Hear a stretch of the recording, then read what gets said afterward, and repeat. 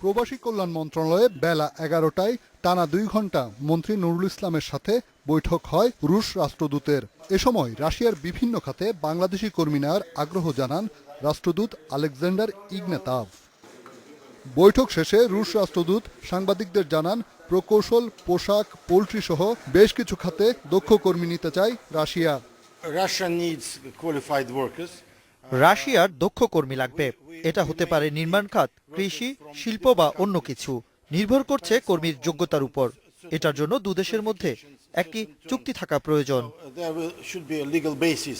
কর্মী নেওয়ার জন্য রাশিয়া বাংলাদেশের সাথে 1 মাসের মধ্যে চুক্তি করবে বলে জানায় প্রবাসী কল্যাণ মন্ত্রণালয়।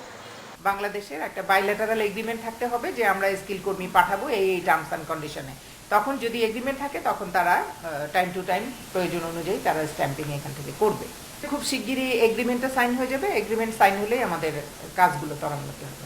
রাশিয়ায় জনশক্তি রপ্তানির জন্য এরই মধ্যে কাজ শুরু করেছে বাংলাদেশের একটি প্রতিষ্ঠান। প্রাথমিকভাবে বাছাই করা হয়েছে 250 কর্মী। রাশিয়া থেকে এক্সপার্ট টিম এসে আমাদের পোশাক শিল্পের লোকজনের ইন্টারভিউ নিয়েছেন, নিয়ে সবাইকে তারা সার্টিফিকেট দিয়ে গেছেন, সিলেক্ট করে গেছেন। সিলেক্ট করে তারা এটা প্রসেস করার জন্য পথ করে দিয়ে গেছেন।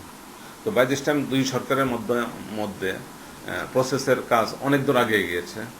বর্তমানে রাশিয়ার বিভিন্ন খাতে প্রায় 8 লাখ কর্মীর চাহিদা রয়েছে।